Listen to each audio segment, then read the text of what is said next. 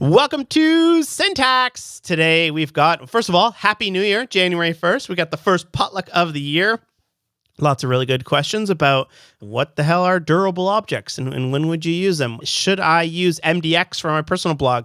It's a new year. Everybody's got they want to redo my website this year, right? It's a new year, CSS new me. Yeah. done? New year, new you, new website.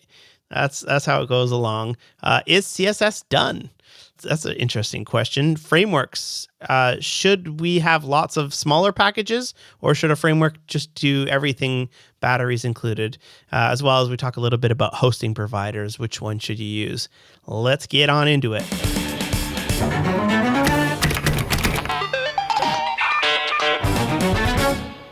Real quick, let's talk. I'm going to tell you a tale about a bug I had and how Sentry saved my bacon. So I rolled out a couple days ago, a new checkout on my core sites. Nice. That I've been working on for quite a while. And the checkout experience, I did all my testing and whatnot, and I released the thing.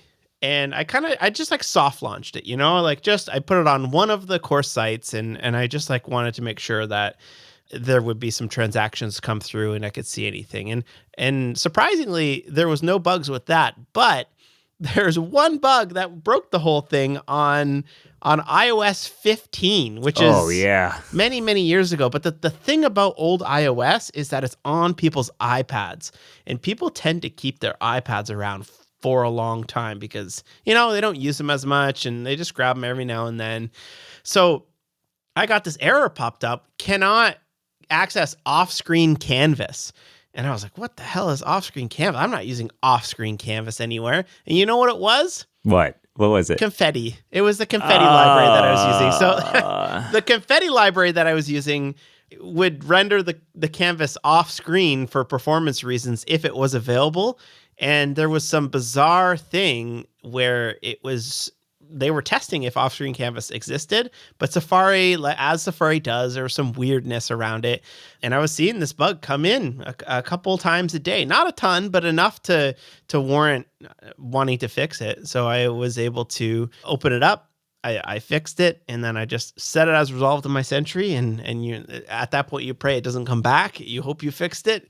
It was really great because if I would have probably never have known that it was broken on that device because it was such a low traffic. And I don't know that I would have known to test a 6-year-old iPad or however old that Safari version is. Yeah.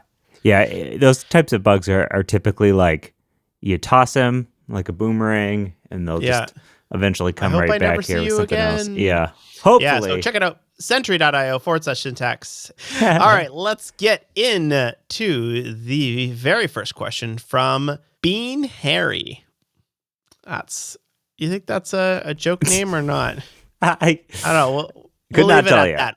Yes. What are durable objects? They seem to pop off everywhere recently. It's true. I also have noticed this whole word durable objects pop up. I know Cloudflare is, every time they announce a new product, they say, oh, we're just building it on durable objects. All right, I'll do my best to sort of explain what I at least think they are. And durable objects, they have this idea from several different vendors, but probably the biggest one out there is Cloudflare.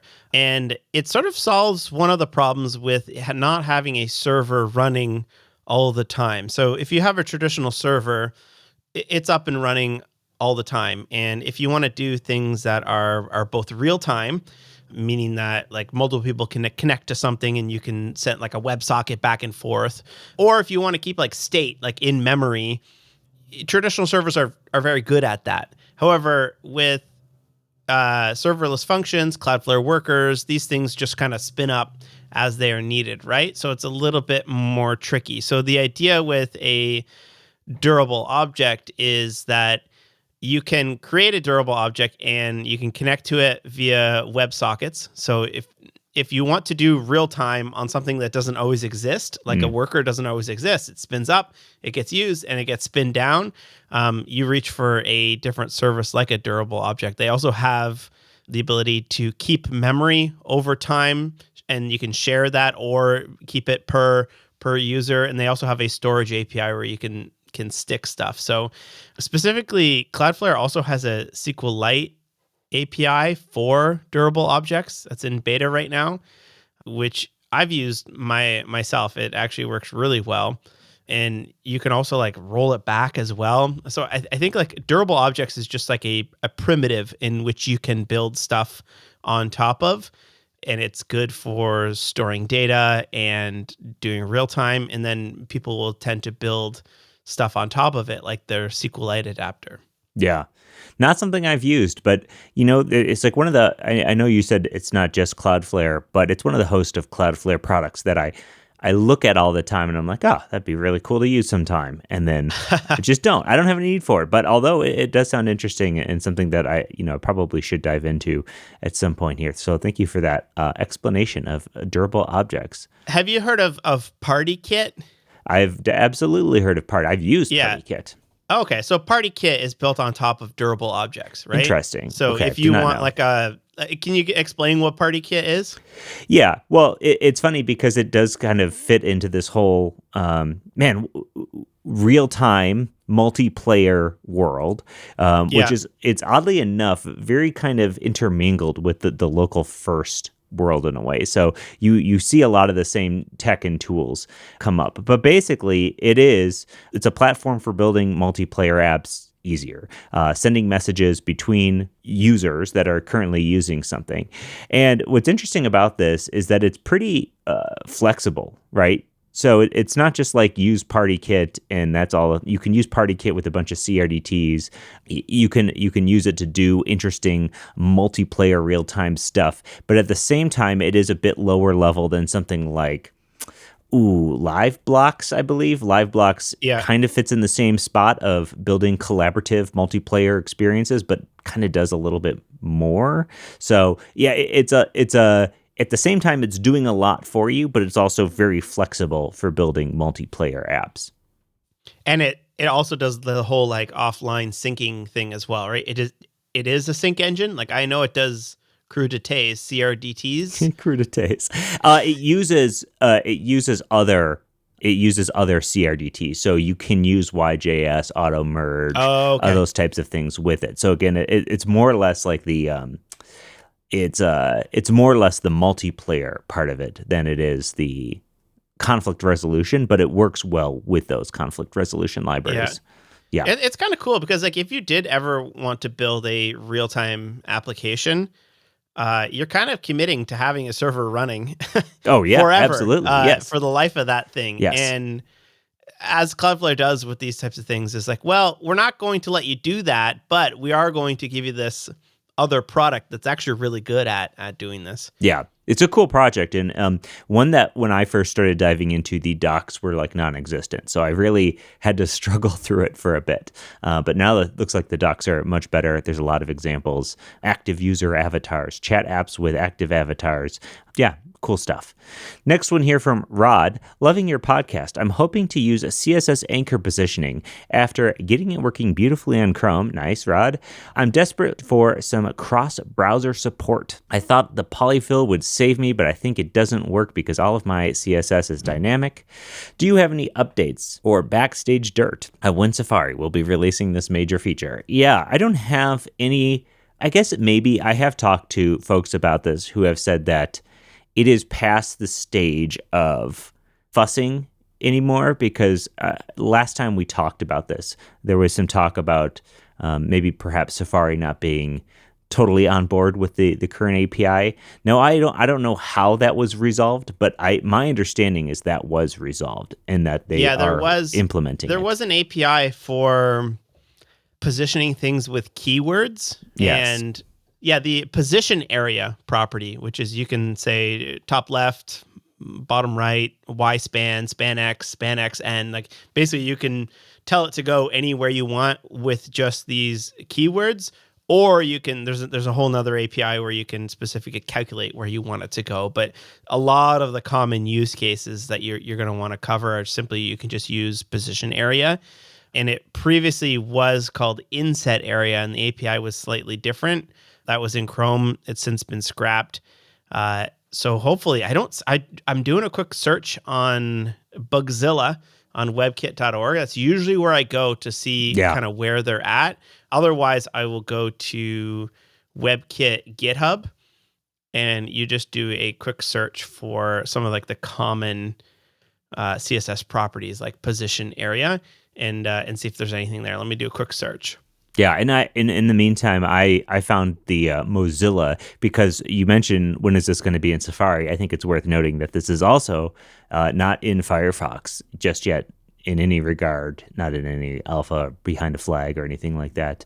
But I do think this year, this 2025, I feel Yeah. like we'll have to see some movement on this. This API is so awesome. And for people who don't know, anchor positioning allows you to anchor something to something else. So typically we would have done this with position absolute inside of a position relative container, but the anchor API is more than just saying, hey, pin this to the bottom left. You can do things like, if it's close to the side of the screen, move it to the bottom right. If it's close to the bottom right here, put it to the top left. So you can do some really amazing interactive things in how you position things that, let's just say, that's a giant pain before. You're reaching for JavaScript, you're reaching for all this stuff to be able to do that. You're bringing in a library.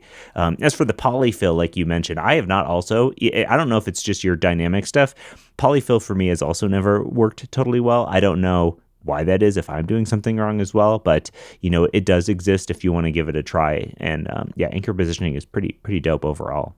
Yeah, it's probably because like it uses CSS variables, Right. and with polyfill sometimes there's like an extent to being able to pull out the value of a CSS variable, so that might be it. I just did search on the WebKit GitHub, and there was many pull requests merged going back to Cool. September, so 4 months now, around the CSS anchoring.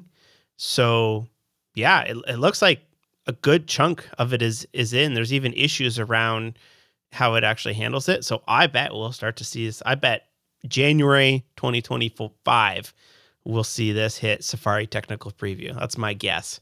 Yeah, I see even in the Interop web platform test repo, the most recent comment about it on October 11th says it's a good candidate for Interop 2025. And Interop 2025 would mean that all of the browsers would make it a goal to get this in by 2025. Yeah, so hopefully that happens. I'd be stoked for it. It's one of the APIs that I feel like is really holding back some things like popover right now, which gotta love popover, but would be even better with anchor positioning. So can't wait to have that. Next question from producer Randy. I don't know if that's our producer Randy or not. It is our producer Randy, because I cut off the part of the question where he says, I could have just asked you guys this in Slack, but I wanted to put it as a question. So, do freelance developers with skills in graphic and UX design often win the work over the competition? My hypothesis is freelancers who are good at making nice looking sites would always win based on portfolios, because clients likely have no idea what makes a good site. When a client is comparing two developers, one functionally perfect site and the other one with amazing visual appeal, I feel like the good-looking one will almost always win. Thoughts? Absolutely. How it looks plays into this quite a bit. In fact, I saw people were talking about this on HTMX the other day, where people were saying, do you think more people would use HTMX if the website didn't look so crappy? And the answer to that is yes, I think so. And as much as it doesn't need to, because HTMX has absolutely nothing to do with how it looks. When you visit a project website that looks nice, or you visit even when we were interviewing people, when you visit somebody's website and it is nice and polished, even though that, again, that's not what you're hiring them for, you just say, oh, this person has good taste and they have figured out how to make it look good, right? And yeah. Whenever you see someone do something that is visually beautiful, you think, wow, this person really knows what's going on. So I think it's worth learning a few things that make a website look nice. Yeah, and it's unfortunate that that's the case, because your technical prowess in some ways, like whether that is performance or the training that you have for doing things programmatically, doesn't always necessarily require things to look nice, right? But I think it's just an innate part of human psychology.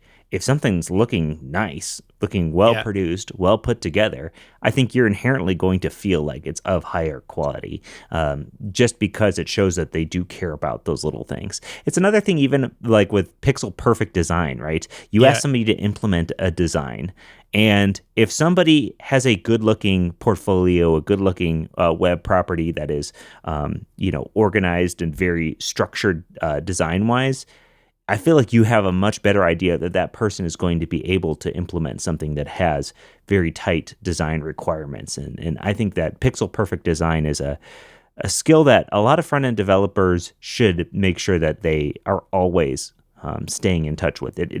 Your implementation of the design must look like the design if a third party designer designed it, right? Totally. Even look at something like Vite. Vite is a JavaScript bundling tool, right? Yeah. And its like competitor at the time was Webpack Dev Server. Hmm. And the Vite console log to show you where your URL is, it's nicely indented. There's little arrows. They use emojis where possible. Nice line spacing.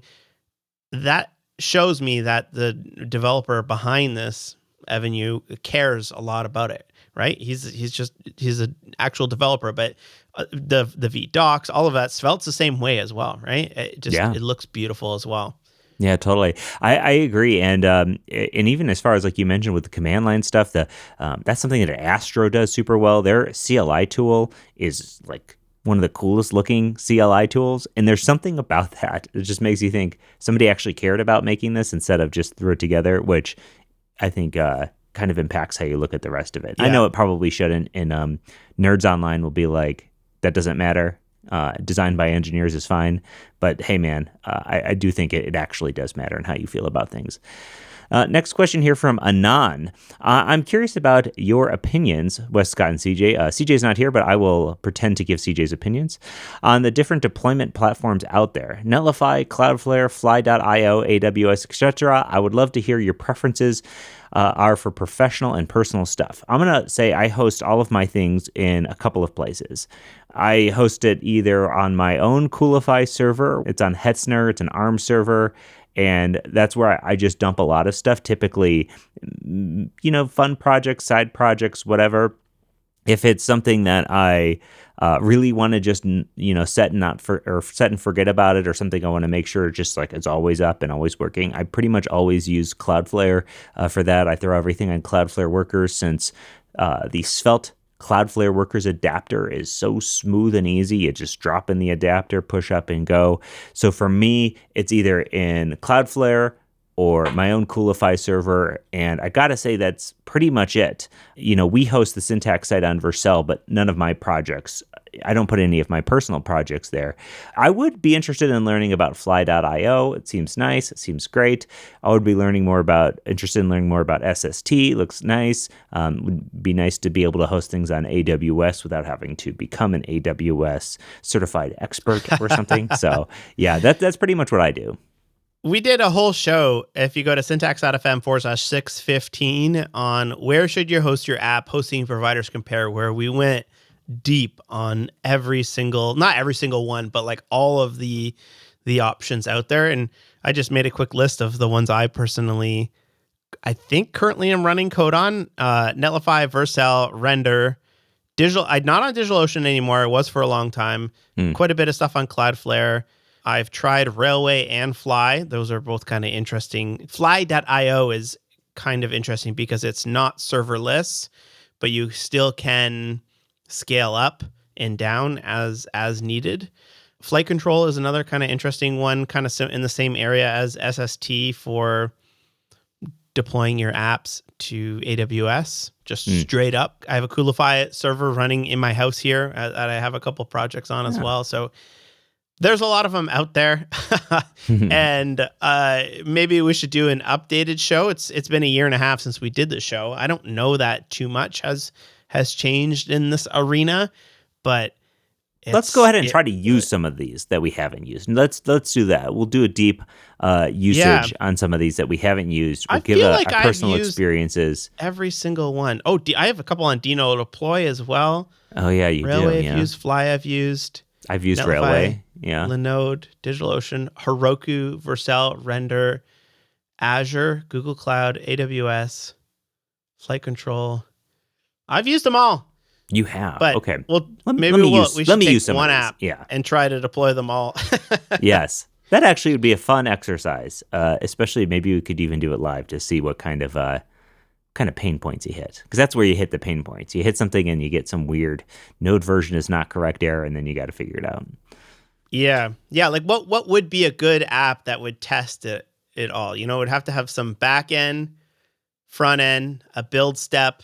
I think that would be good, like a Yeah. build step that does HTML, CSS, JavaScript, a front end that's Probably not the served up. syntax side because we have No, like our that would be, I w- don't know that would run absolutely everywhere because a lot of these are not made for all of that.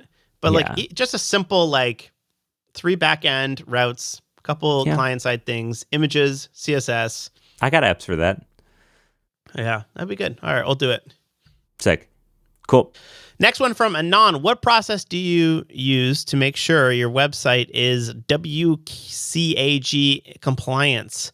We've answered this quite a bit. Specifically, I will tell you to go back to the Marcy Sutton show, which is episode 836, syntax.fm/836. And there's a lot of automation you can do in terms of the browser will run a bunch of tests in Chrome DevTools. So you open up your DevTools, you go to the accessibility tab, you can run some tests. That'll catch quite a bit of it. There's also a whole bunch of ESLint things you can turn on. So I have one for React A11Y, and it will slap your hand as soon as you forget to do things like add an alt text or don't specify a button, or if you have a click handler on a unfocusable element, like for example, if you put a click handler on a div, it's going to slap your hand and be like, hey, there's no way to possibly reach this with the browser. So please add like a tab index or something to it so that you can focus it or use the proper element for this. Maybe you meant to use something different. So those are big ones, as well as we go through the episode with Marcy of how to actually run screen readers and test these types of things. Word. Yeah, the only tool I really use is Polypane. It does a really great job of letting you know what there's all sorts of accessibility audits. Polypane is a browser for testing stuff. It does a great job of visually testing stuff for mobile, whatever. But I also pretty much straight up use it for testing accessibility as well. So that's what I do. Polypane, what's up? Next one here from Saeed Yether. Hey, fan of your content. Thanks for reading my question.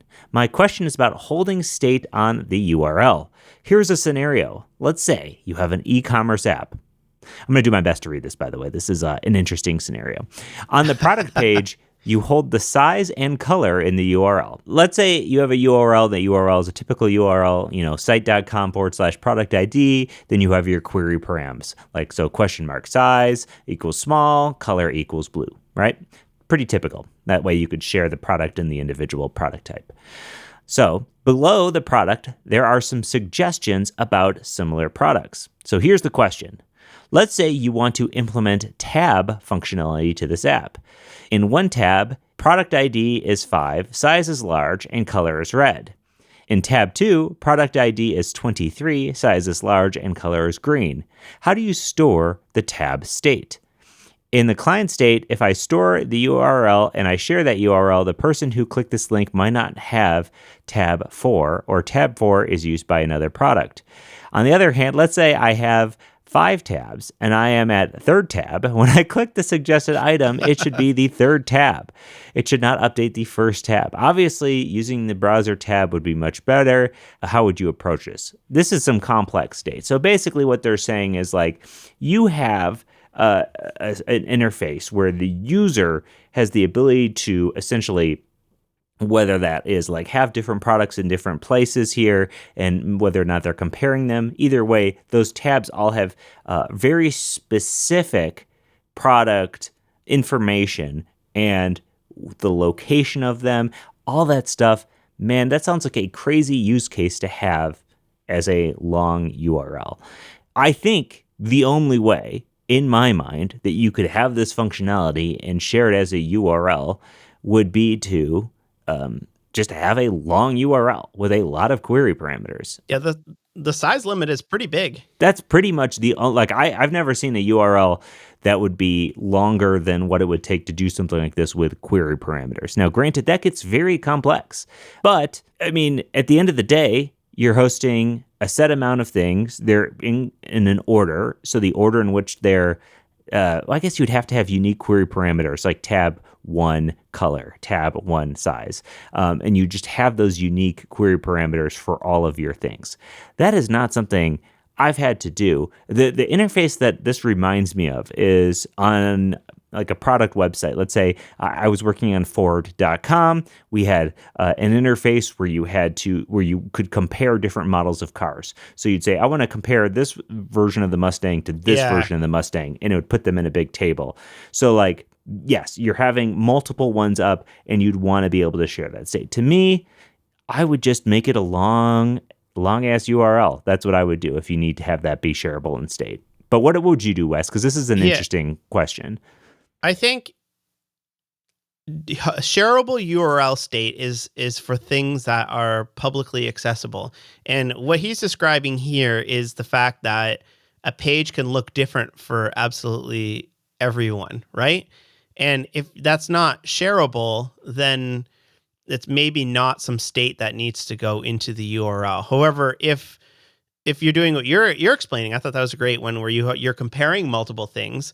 Then if that's the case, I would put the product IDs in the URL, and then also pass a highlighted product ID in the URL along with it. Because you can pass multiple products as an array in query params, you would just say, $product equals 1, 2, 3, and then another one, and product equals 4, 5, 6. Now, all of a sudden, you've passed multiple products to that, and then you can pass a third argument or a third query param that specifies which one is currently being focused. At a certain point, there's too many possible things, and that state doesn't need to either be stored at all, because the user can simply just go back and click to where they wanted, or that state needs to be stored in local storage or on the user's profile or something like that. At a certain point, it doesn't make sense, right? If you go to the Syntax website and you go to click on shows, we have filters for the type of show, how many per page, how you'd like to sort them, right? And between those, there's 4 types of shows, 3 options per page, and 2 options for sorting. That is what is 4 times 3 times 2? That's 24 possible permutations per page. And then we have 86 pages. So that's 24 times 86. The page also goes in URL. So that's 2,064 possible URL combinations. And I'll tell you, we go into our Google Webmaster search tools, and it tells us, hey, there are thousands of unindexable pages, and it's because I've explicitly told Google, don't index every possible page. Like there's some pages that are not meant to be indexed. Page 1, page 2, page 3, those should be indexed, but page 87 of Hasty Treats, while you're putting 14 per page, that doesn't make sense to actually put on Google. Yeah, totally. Interesting problem, though. Yeah, I think you have to ask yourself, is this something that needs to be shareable as is? And if it is, you got to do what you got to do. But hey. Next question from Austin. The addition of has to CSS seems like it solves a ton of problems. It makes the language much more powerful and flexible. So real quick, CSS has allows you to select an element when it has a specific child. And that's really handy because you can select a parent given the state or the selector of something that is inside of it. You previously have not been able to do that. I've been thinking recently how CSS these days just does what I want, and it got me thinking, will we ever reach a point where CSS is complete? That is, where all the features developers need and doesn't need to be updated anymore, or will there always be some new refinement that can be added? Ooh, that's a great question. Super good. Because I was at a conference, and Una, who works on Chrome, the Chrome dev relations, she basically was like, all right, what can we add? And I was just like, Hmm. good question. Because it's like customizable select, we're doing that. Yeah. Mixins, we're working on that. Functions, we're working on that. Like you think about all these things, flexible layouts. We got Flexbox and Grid, and being able to vertically align something without Flexbox or Grid. Oh, we can do that with block level elements now. And like I feel like we're getting close to a point where we have a lot of the things that we want. There will always be new UIs. There will always be new form factors, right? We saw this with mobile. Oh, all of a sudden CSS now has to adapt to fingers and multiple touches and and whatnot. So I think as interfaces constantly evolve, as different interfaces become popular, and as we get new things in CSS, those sort of dictate the UIs as well. We don't build certain types of apps simply because they are not possible. And once we get new, like CSS has, oh, wow, now we can start doing, you're going to start seeing a lot more common things where you can highlight the parent of something when that item is selected, because you don't need a bunch of JavaScript for that. So will we ever be done? I doubt it, but I do feel like the last 5 years and probably the next 2 or 3 years has had some significant change in CSS, and we're at a point now where a lot of people are pretty happy. Yeah, well, we're pretty happy for right now, right? Yeah. Especially because, like we said, a lot of the stuff that we've been getting has been like extreme quality of life stuff that we've been saying wouldn't be great if we could have for so many years. But Yeah. I do think there is a future world where CSS is going to be taking care of some things that like perhaps are not on our radar right now or plate right now. Maybe even by, who knows, the end of the year, we'll start thinking about more about this stuff. But like WebXR, man. WebXR, very much firmly the category of JavaScript these days. So I'm talking about being able to place things in virtual reality and augmented reality in different locations. And, we think totally in boxes right now. We have our monitor, we have our phone, we have our computer, whatever. They're all boxes, and the website is a box in a browser. But like, if you were to think about it, if you were to take your website and you were to move it outside of a square, like what might you have? Like for the Syntax site, you might have the Syntax podcast player as being its own thing, or maybe you have the listing as being its own thing. And these might take different shapes. They might exist different places in 3D space. I wonder if we ever get to the point when WebXR becomes more ubiquitous, or XR in general, right? Because XR, people start actually having XR devices, glasses that can project things in 3D space. I would imagine that we would not like that to be entirely the realm of JavaScript forever, right? I would imagine so. At least me personally, I don't know what that looks like or what that even means. But, I do think that the way that we build interfaces, or the way in which we consume interfaces, maybe I should say, will change once XR becomes more ubiquitous. And I think that might dictate maybe some of these newer things that we're just not even thinking about right now. Because right now, building websites, hell yeah, brother, it's all looking good. There's a lot of great stuff. For me personally, give me mixins, functions, style queries, and I'm going to be a happy camper here. So yeah, that's where my thoughts are on that. Next question from Beanie Wanting. When are we going to get Syntax beanies? Toque for the Canadian. Thank you. I appreciate that. I don't do hats, but I do love a beanie. I do like this as well. We've been talking about it. Scott's wearing a beanie right now. The thing about beanies is that they're all different, and I don't know what the best beanie would be. I do. This one right here. It's nice and thick. Actually, my slouch. My beanie, it's got to be one that you can unroll so that I can wear it nice and tall if I want to wear it nice and tall, or I can roll it up and still have a little bit of space at the top. Yeah. I'm not a guy that wants the beanie like tight to the top of my head like this. That's not my look. I need a little bit of a I don't know what you call that. A little bit of fold over up top. Yeah, a little bit of a slouch. It's called the slouchy beanie. Sure, because I have one that's like oversized. Big fan of that. The other thing is that with beanies that are knit, if you put a patch on it, or if you try to embroider on it, it looks like crap as soon as you stretch it. Mm-hmm.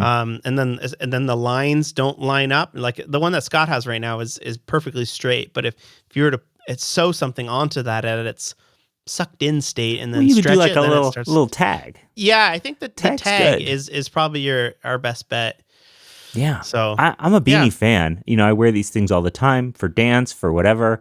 So I'm constantly wearing a beanie no matter what, if it's appropriate to. Even in the summer, sometimes I'll put one on in a problem. In fact, I got made fun of that for once when I used to work at a computer store. I think I probably told this before. It's stupid, but some guy was saying how much he hated Apple fans, and he's like, it's a bunch of kids wearing beanies in the middle of the summer. And I was just, he like looks over at me. I'm on my Apple computer. I'm wearing my beanie in the middle of the summer. I don't know Yeah. if he was trying to say that to hurt my feelings or what, but We have one last question here from Fahad. And it says, longtime listener, I would like to know what headless CMS I should use for my blog. I am a software engineer who does technical design with mermaid designs. nice. Hold on. Yes. What the hell is a mermaid design? Oh, mermaid design. Oh, is mermaidjs.org. dope. Yeah. I've seen mermaid this. diagrams. It doesn't say mermaid designs, by the way. It does say mermaid diagrams. Oh, I read that wrong. Okay. So mermaid diagrams is a library for building beautiful diagram and charting tools. Is that right? Yes, correct. Oh, yeah. For things like swim lanes and flow states and Gantt charts, et cetera, et cetera. That's really, these are actually really nice looking. Ooh, I like this a lot. Yeah, mermaid is great. I like mermaid a lot. How is this rendered? Because it renders them to images. You write it in like this like ASCII format, and then it renders them. It kicks out in SVG. Yes, that's awesome. That makes sense. That's SVG. This is cool. And what's also really good at mermaid is ChatGPT is super good at mermaid. Really? Yes, I have actually asked it somewhat recently to generate a mermaid diagram for me based on my needs, and it did it quite well. Is the language that mermaid runs in, that's their own like DSL, right? Yes, I believe so. Wow, that's cool. Anyways, that was not the question, but I don't think I have ever given this a good look. I've seen it mentioned, but this is really cool. So he says, I would like to include code snippets. Does it make sense to use MDX for this type of blog? Man, these are like the two hardest questions that we get asked. And I put it in here because it's the last one of the year we're recording. And I've been dodging these questions all year because what headless CMS should I use is a very hard question. We've done a show many years ago, but I think we need to do another one. Payload would probably be the one that I would reach for right now. But then when it gets into injecting code into a CMS, you have to make the decision for, do you want to write it like in like your actual code editor, or do you want to like use a UI to actually manage your things? Or do you want to do both? Because like Tina CMS is kind of in the same space as that. I personally have an MDX blog, and I would not choose any other way, but also it's such a pain in the butt where to a point where I need to update it and I had to upgrade MDX version of it. And we use MDX for the syntax website, and there's a bazillion plugins that you have to get working just all exactly right. And when it works, man, is it good. But when it breaks or doesn't work, it's just like, I want to share this thought. I want to write a quick blog post, but I don't feel like fussing with it right now. And it's a hard thing. That's mostly, the second half is more of a skill issue on my half, I think. But sure. I don't know. MDX is a pain, don't you think? Sometimes I would not use anything else, but yeah, it depends on who this blog is for, I suppose. It's in for general. himself. Yeah, but I mean, like as engineer. A generalized question, like if you're picking a headless CMS, then sure. Oh yeah, but that's what I do. But actually, it's funny, Wes. In true me fashion, my blog and my website is not MDX. It's obviously because it's Svelte, but there is even like a Svelte equivalent of that type of thing called MD Svex, and it is not. I have chosen to, oddly enough, make mine some stupid custom thing. I don't know why I did this, but let me tell you why. I'll tell you why it's a custom thing, because I'm obsessed with doing custom things. But no. What I did is I wanted to have a non components based thing, but I wanted to have custom components where, let's say, I guess it's called custom markdown tags. I have just straight up markdown files, and I have front matter.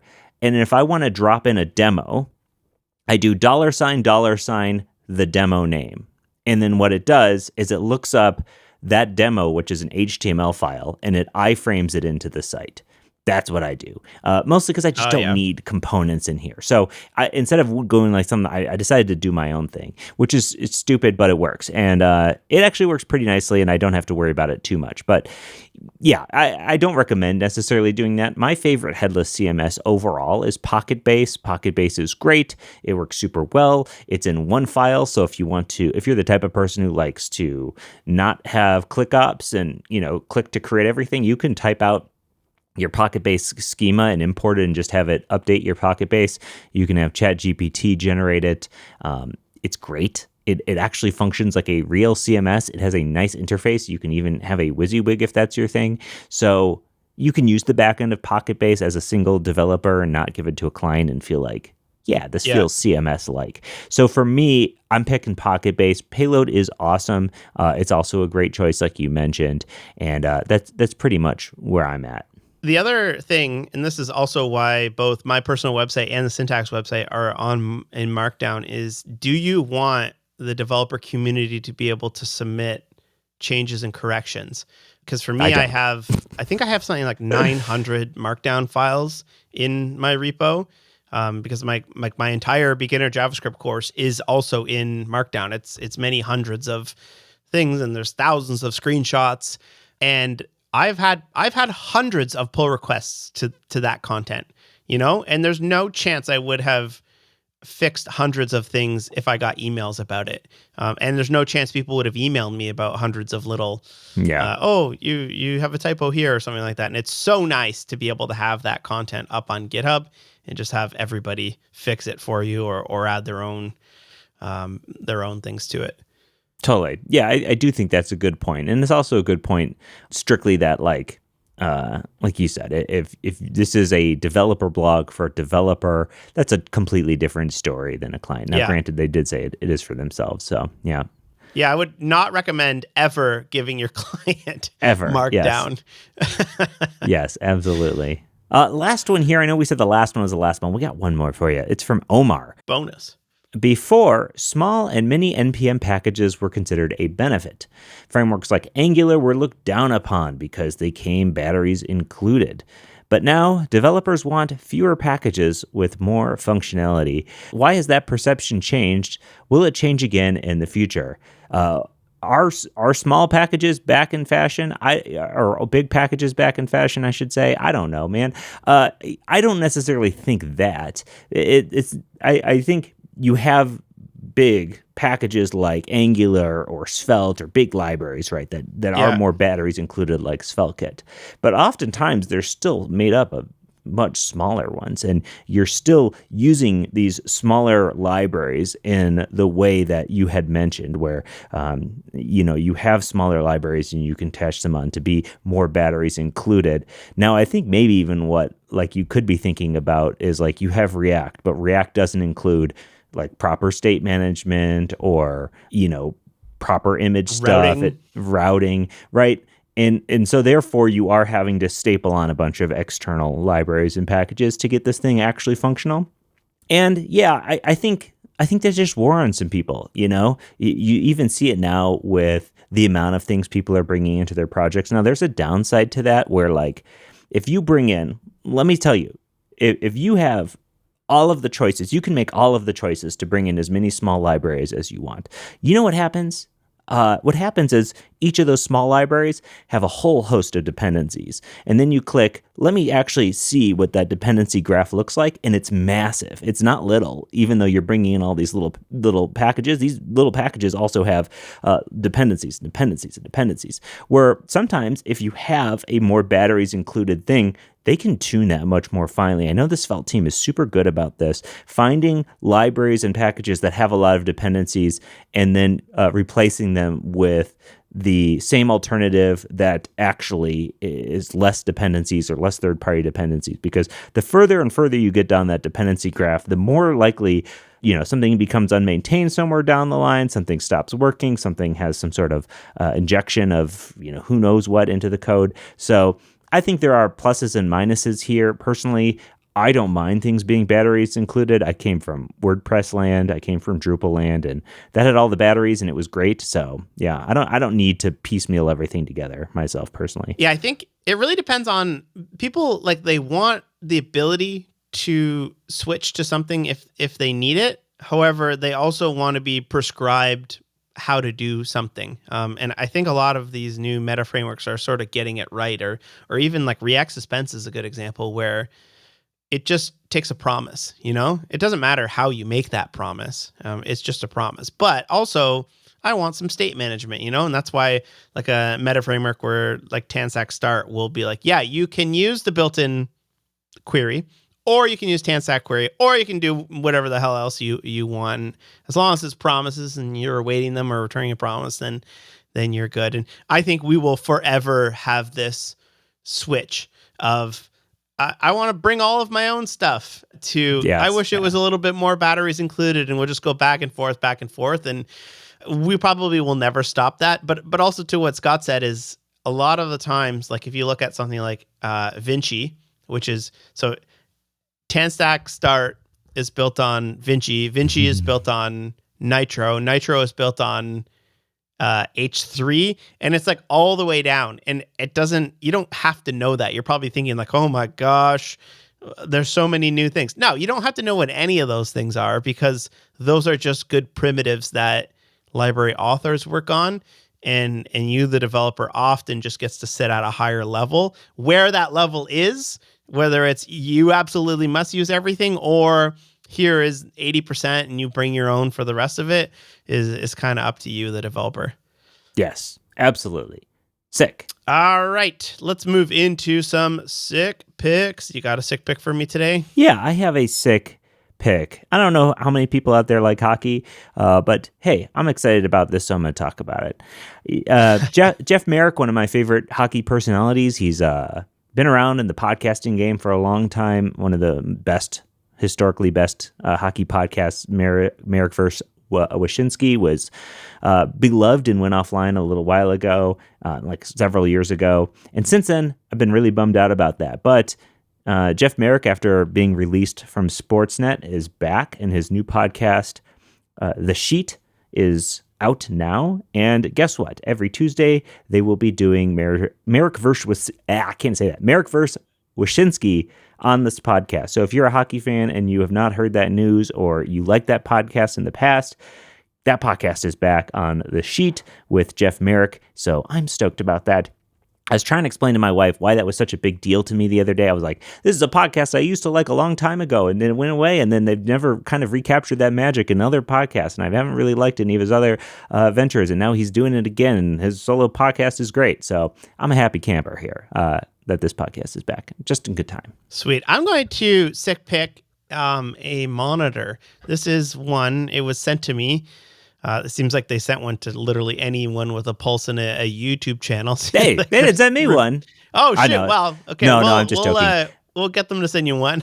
Yeah, no, I don't need one. By the way, they've sent me some bunch of stuff in the past. But yes, I will take one if they get at me. Whatever. So it's the BenQ RD280U, which doesn't make any sense, but it's the whole idea is that this is a programming monitor, and monitor meant for web developers. And there's a whole bunch of like backlight features on it, and you can switch to, it will detect when it's dark in the room and change the color profile. And there's a whole bunch of kind of nifty things around that. But just coming from I don't necessarily care that much about those features. I just care about like, it is a 3:2 monitor aspect ratio. So it's almost a square, and it gives you the resolution of 2560 wide by 1707 high, or you can go even higher if you want, but that's kind of where I'm running it at right now. And I have always had the problem where I want a wider monitor, but I also want the height. I want it greater than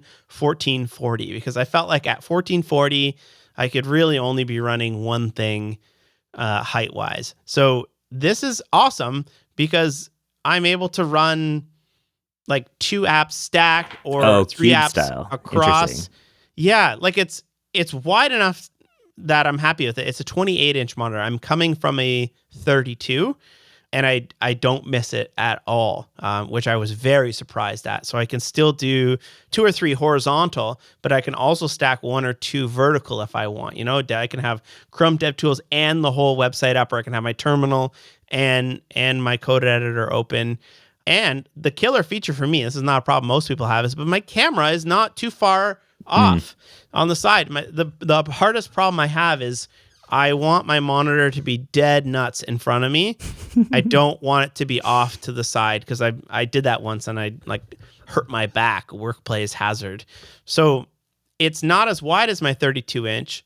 So now I don't have to worry about my camera being too far off to the side, and I'm really happy about that. So if you're looking for a decent monitor, check out the BenQ programming monitor, and also the color on it's fantastic. Like it's much better than my LG, and even better than I have like a very expensive Dell one, and it's really good. People are going to be like, it's not 120 hertz or whatever. It's 60 hertz. I don't care. I'm not playing games. You know, I'm not a gamer, and I fear that once I do try a higher refresh rate monitor, I will ruin myself. So I'm holding off. I do like higher refresh rate, man. That is a thing for me. I'm like one of those people, where like you can't tell the difference between the 90 FPS or 60 FPS. You Yeah. can't tell the difference. I'm like that with refresh rate, where like I just feels.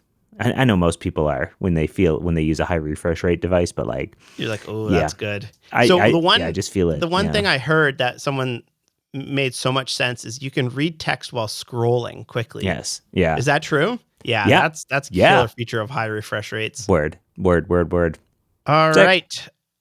Shameless plugs. What do we want to plug? As always, let's plug the Syntax YouTube channel. We are going hard on YouTube. This year, we're doing a lot of new formats. We're trying a lot of new stuff, and we're having fun delivering, I would say, just really awesome, high-quality educational content, but like fun stuff. We're not here to bore you. We're here to make you laugh and have a good time. So check us out at Syntax FM on YouTube, and we'll have a link in the show notes below. But we're going hard on YouTube this year, so we'll be over there quite a bit. All right. Happy New Year, everyone. Happy New Year.